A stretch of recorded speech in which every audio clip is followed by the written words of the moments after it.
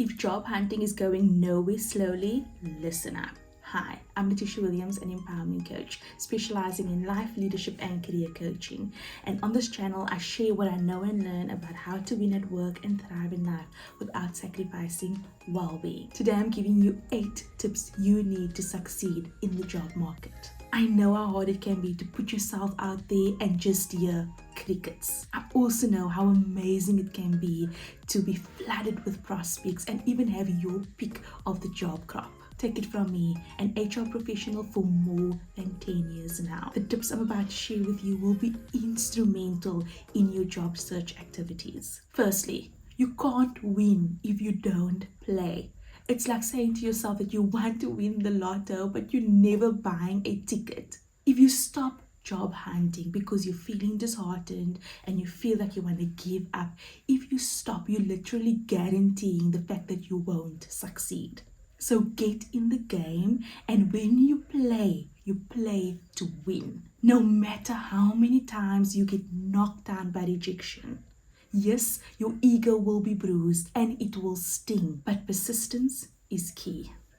Secondly, you want to build resilience. Rejection in job hunting can feel very personal, but I want you to know that often it's not. Recruitment processes can be quite complex, and many factors, many of which have nothing to do with you, come into play. So adopting an empowering mindset will help you to bounce back faster.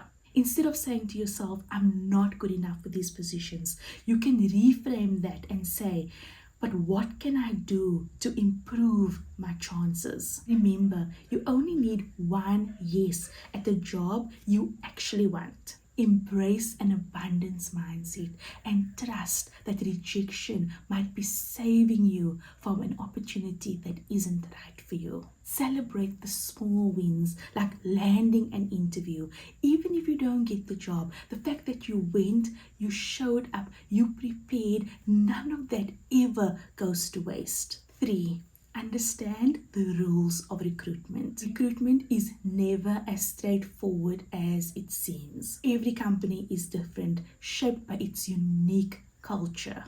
What might be valued at one company will not necessarily be as valued in a different one. Then there's the human factor. Hiring decisions are not always perfect. Sometimes biases come into play and decisions are based on the fear of making the wrong choice. Your job is to focus on what's in your control. And that is how you present yourself and how you show up for that opportunity. Or review your CV. Before applying to any position, review your CV to ensure that it positions you well for the role you're applying for. Your CV should get you into the interview room. While you don't have to meet 100% of the criteria, having at least most of the qualifications and experience will give you a stronger chance to be interviewed at least. Let go of the notion that you need to be perfect for the position, because there is no perfect match between a job and the person, because that would mean that the job and the person are both perfect. And that is non-existent. Going to the interview helps you to hone your interview skills and also to take rejection, to build resilience when that is concerned. So open yourself up to just the experience of that interview and testing yourself in terms of how well you performed in relation to your own expectations. And that brings me to point number 5. Prepare for the interview. I know that is something that seems like an obvious, but oftentimes you could find yourself almost thinking that I've already been to so many interviews, if you've been to that many, so why do I still need to prepare? It might be that very job for which that you need to prepare for. That is the job that you want. So to just make sure that you're always covering your bases, doing what's in your control, you can be proactive and just take each job as a new opportunity. So prepare well for each interview you attend. First impressions matter.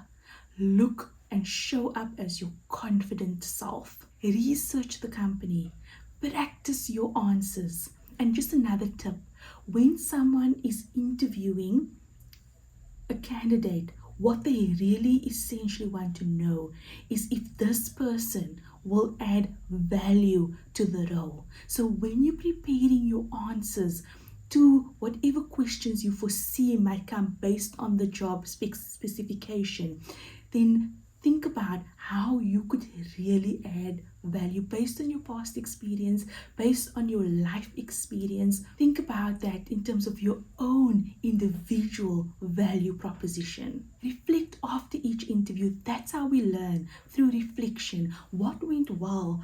What didn't go so well? What can you do next time to improve on that? This continuous self-evaluation is guaranteed to boost your performance at the next interview. 6. Know your non-negotiables.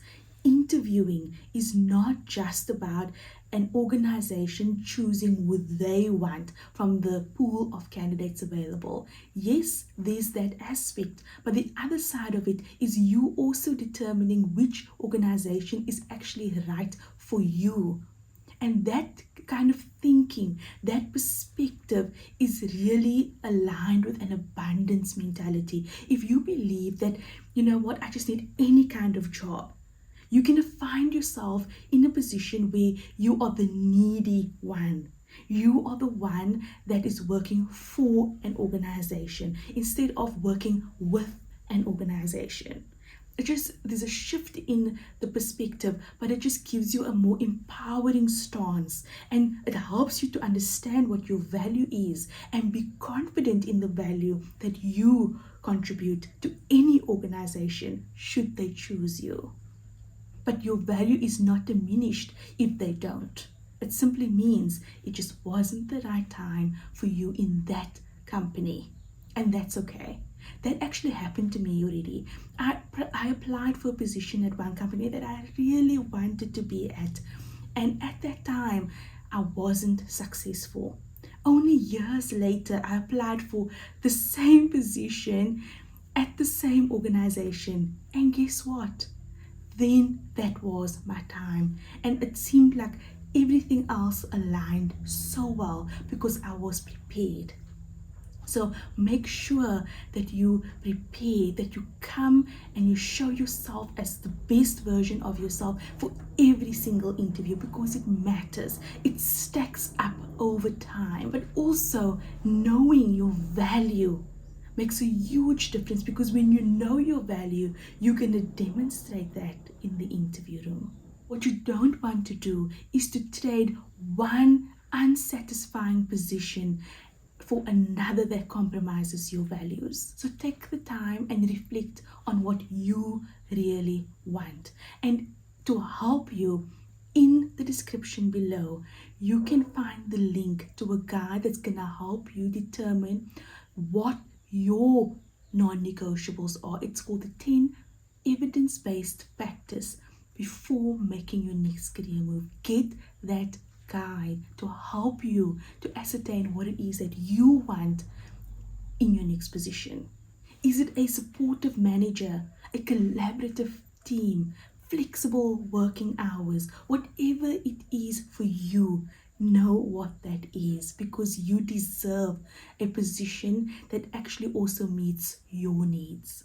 Knowing what you want is going to help you assess potential opportunities so that you can easily then ascertain which ones are not aligned and therefore comfortably walk away in peace. Don't confuse delay for failure. Sometimes it does take longer to find a job because of factors outside of your control, like the seasonality of some jobs, the location of them, and also the industry demand at the time of your applications. Acknowledge these factors, but don't let them discourage you from continually applying and also preparing as you apply for your next opportunity.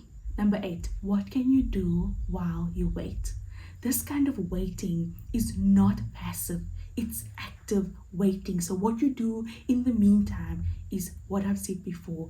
You prepare. Create or review your professional development plan. Be specific about the career goals you have. What job do you want? And by when do you want it? Instead of saying start a new job, you can say become a finance manager within 4 months. That's more specific, and it gives you a time frame in which to do what you need to, what's in your control to do before you actually can reach that goal. Identify the skills you need to strengthen and begin committing to taking some action to ensure that you are ready for the opportunities that present itself. Keep growing both personally, very importantly, and professionally as you make applications. Like I said, it's not a passive waiting period. You are waiting and preparing. Now listen, you are never alone unless you choose to isolate yourself.